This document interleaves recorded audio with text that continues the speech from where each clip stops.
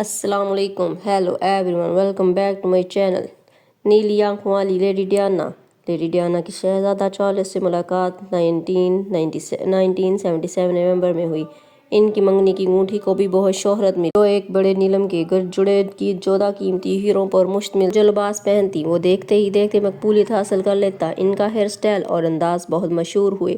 Lady Diana کی عمران خان کی سابق اہلیہ میں جمائمہ کے ساتھ دوست تھیں اور اس لیے شوکت خانم کے لیے فنڈ ریزنگ بھی کیا کرتی تھیں, اور اسی دوستی کی بنیاد پر کہا جاتا ہے کہ وہ پاکستان منتقل ہونے پر بھی تیار ہو گئی تھیں. لیڈی ڈیانا نے سانس کی پابندیوں کی وجہ سے کہا, میں لوگوں کے دلوں کی ملکہ بننا چاہتی ہوں. حسن, محبت, گلیمر اور انسانیت سے لبریز محبت رکھنے والی شہزادی لیڈی ڈیانا کا اصل نام ڈیانا فرانسس اسپینسر تھا. وہ 1 جولائی 1961 کو انگلینڈ میں پیدا ہوئیں. والد کا نام ایڈورڈ شان اور والدہ کا نام فرانسس شانکرٹ تھا.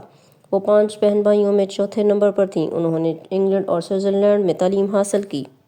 ڈیانا جب 7 برس کی تھیں تو ان کے والدین میں علیحدگی ہو گئی. والدین کی علیحدگی کے دور بعد ڈیانا زیادہ تر اپنی والدہ کے ساتھ رہیں اور تھوڑا سا عرصہ انہوں نے اپنے والد کے ساتھ بھی گزارا.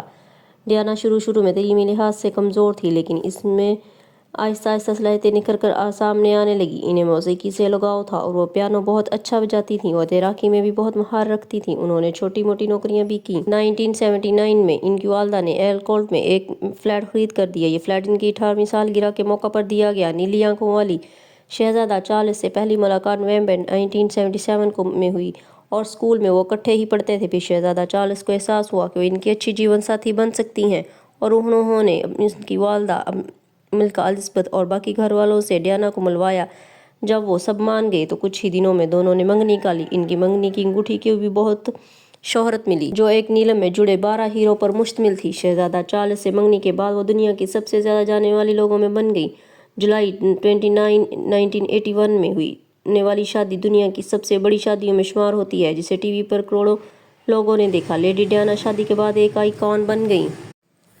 اپنی شہرت کو انہوں نے انسانی فلاح کے لیے استعمال کیا, جس پر وہ عوام کی شہزادی کہلانے لگیں. اپنی فلاحی کاموں کی وجہ سے وہ دنیا بھر میں مقبول ہو گئیں. ان کے شوہر کا نام چارلس فلپ جارج تھا. وہ 1948 نومبر 14 کو ملکہ الزبتھ کے ہاں پیدا ہوئے. وہ ملکہ الزبتھ اپنے شوہر کی ڈیتھ کے بعد تختی ملکہ بن گئی اور 1992 میں تخت سنبھالنے کے بعد جارج نے بھی نیوی میں شمولیت اختیار کی. اس کے بعد اس نے مکمل شاہی ذمہ داریاں سنبھالیں. 33 سال کی عمر میں انہوں نے لیڈی ڈیانا سے شادی کی اور شادی پر جو لباس انہوں نے پہنا تھا اس کی مالیت 1 کروڑ روپے تھی. اور پھر اس شاہی جوڑے کی شادی کو بھی عرصہ دنیا نے روایات کی بہن چڑھ گئی اور ملکہ روایتی ساس کی روپ میں آ گئیں. لیڈی ڈیانا کو شاہی خاندان کے ادب بتائے گئے. سسرال والوں کی طرف سے شہزادی کو روایتی بہو کی طرح دبایا گیا اور پابندیاں لگائی گئیں, جبکہ لیڈی ڈیانا اس کے لاب والی شخصیت کی مالک تھیں. اور ساس کی پابندیوں سے لیڈی ڈیانا نے کہا کہ میں لوگوں کے دلوں کی ملکہ بننا چاہتی ہوں, اور ایسا ہی ہوا. لیڈی ڈیانا نے تمام پابندیوں کے باوجود عوامی اجتماعات پر جانے سے گریز نہ کیا اور لوگوں کے دلوں میں جگہ بناتی گئیں. لیکن شہزادہ چارلس سے دور ہوتی چلی گئی اور وہ گاہے بگاہے اپنی پرانی محبوبہ کے ساتھ نظر آنے لگے. اور اس کے کچھ عرصے بعد شہزادی کے ہاں شہزادہ ولیم کی پیدائش ہوئی اور پھر شہزادہ ہیری کی پیدائش ہوئی. لیکن انہیں 4 سالوں میں ہی پتہ چل گیا تھا کہ وہ شہزادہ چارلس کے ذہنی ہم آہنگی میں نہیں مل رہی. ان کی عمروں میں بھی کافی فرق تھا, لیکن اس کے باوجود شہزادی کو جو بات اذیت دے رہی تھی وہ شہزادہ چارلس اپنے محبوبہ سے ملاقات وہی ہوا جس کا ڈر تھا. 1992 میں ان کی علیحدگی ہو گئی اور 1996 میں ان کی طلاق ہو گئی. ان کی طلاق نے دنیا بھر کو افسردہ کر دیا. لیڈی ڈیانا نے 3 بار پاکستان کا دورہ کیا اور وہ شوکت خانم ہسپتال بھی گئیں, اور کہا جاتا ہے کہ وہ ڈاکٹر حسنات کے خاندان سے بھی ملی. لیڈی ڈیانا عمران خان کی سابق اہلیہ جمائمہ کی دوست بھی تھیں اور وہ شوکت خانم ہسپتال کے لیے فنڈ ریزنگ بھی کیا کرتی تھیں, اور جہاں کہیں انسانیت مشکل میں ہوتی وہ وہاں پہنچ جاتی.